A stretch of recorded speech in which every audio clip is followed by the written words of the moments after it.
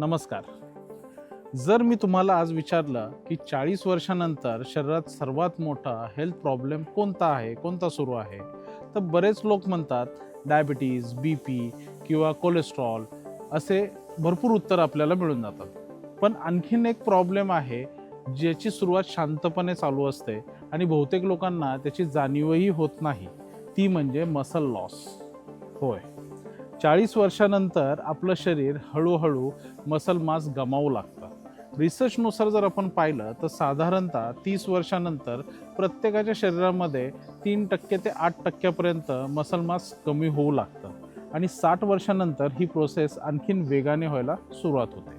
सर्वात मोठी अडचण म्हणजे मसल लॉसची पहिली खूण आहे मसल्स लहान होत जाणं. तर लवकर थकवा येणं किंवा जिने चढताना त्रास होणं, चालताना वेग कमी होणं, बॅलन्स बिघडणं किंवा शरीराची ओव्हरऑल स्ट्रेंथ कमी होणं ही त्याची सुरुवातीचं लक्षण असू शकतं. अनेक लोक हे नॉर्मल एजिंग समजून दुर्लक्ष करतात, परंतु प्रत्यक्षात ही सार्कोपेनिया नावाच्या कंडिशनचा एक भाग असू शकते. आज आपण समजून घेणार आहोत की वय वाढल्याच्या नंतर मसल्स कमी का होतात आणि सर्वात महत्त्वाचं म्हणजे मसल लॉस थांबवण्याचा सर्वोत्तम मार्ग कोणता. तर सर्वात आधी समजून घेणं हे गरजेचं आहे की मसल लॉस नेमका का होतो. आपले मसल्स हे लिव्हिंग टिश्यू असतात. दररोज जुन्या मसल्स प्रोटीन तुटल्या जातात आणि नवीन प्रोटीन तयार होतात. जेव्हा आपण तरुण असतो तेव्हा मसल्स तयार होण्याचा वेग जास्त असतो, पण वय जसजसं वाढत जातं तसतसं मसल प्रोटीन सिंथेसिस हळूहळू कमी होऊ लागतं. यासोबत फिजिकल ॲक्टिव्हिटी कमी होणं, प्रोटीन इनटेक कमी होतो, हार्मोनल चेंजेस होतात आणि अनेक लोकांमध्ये डायबिटीज, ओबेसिटी, क्रॉनिक इन्फ्लामेशनसुद्धा विकसित होऊ लागतं. या सगळ्या गोष्टी मिळून मसल लॉस अतिशय वेगाने व्हायला सुरू होतो. आता प्रश्न येतो खरा, मसल लॉस थांबवण्याचा सर्वात इफेक्टिव्ह मार्ग कोणता. अनेक लोकांना वाटतं की प्रोटीन पावडर हाच एक चांगला उपाय आहे. काही लोक म्हणतात मल्टीव्हिटॅमिन घ्यायला सुरुवात केली की मसल लॉस कमी व्हायला सुरुवात होते.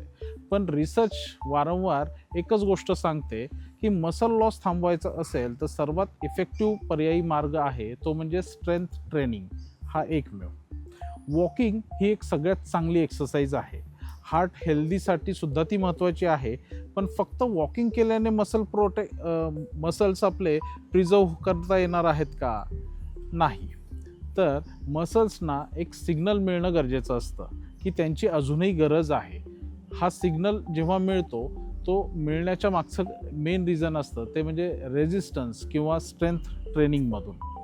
तुम्हाला बॉडी बिल्डर बनायची गरज नाही आहे.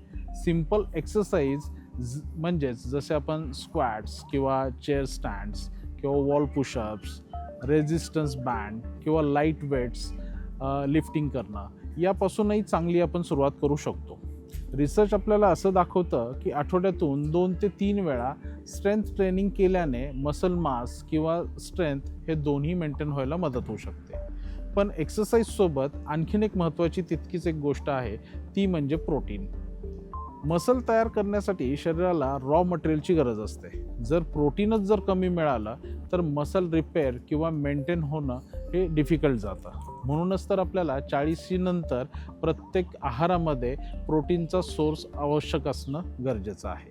जसं म्हणजे आपण जेवणामध्ये डाळ, चना, राजमा, पनीर, दही, स्प्राउट्स किंवा सोया प्रोडक्ट्स, एग्ज, फिश किंवा लीन चिकन. अनेकदा असे आपल्याला दिसून येते की लोक ब्रेकफास्टमध्ये फक्त चहा, बिस्किट्स असंच घेतात किंवा फक्त पोहे, उपमा असं खातात. पण त्यामध्ये प्रोटीन ॲड केलं तर मसल्स आपल्याला हेल्दी व्हायला अतिशय चांगला सपोर्ट मिळू शकतो. आता आणखीन एक महत्त्वाचा फॅक्टर आहे जो म्हणजे अनेक लोक विसरूनच जातात, तो म्हणजे व्हिटॅमिन डी. व्हिटॅमिन डी फक्त हाडांसाठी नाही तर मसल्ससाठीही खूप महत्त्वाचे आहे. व्हिटॅमिन डी डेफिशियन्सी असलेल्या लोकांमध्ये वीकनेस किंवा बॅलन्स इश्यू असणं किंवा सडनली फॉल डाऊनची रिस्क येणं असं अनेक वेळा जाणवून येतं. म्हणूनच गरज असल्यास आपण डॉक्टरांच्या सल्ल्याने व्हिटॅमिन डी लेवल चेक करून एकदा घेणं अपेक्षित आहे आणि त्याच्यावर पर्याय घेणं अपेक्षित आहे. आता आपण एका हिडन एनिमीविषयी थोडीसं बोलून घेऊयात. अनेक लोकांमध्ये आपल्याला असं दिसतं की 8 ते 10 तास चेअरवर बसून काम करणारी लोकं आहेत.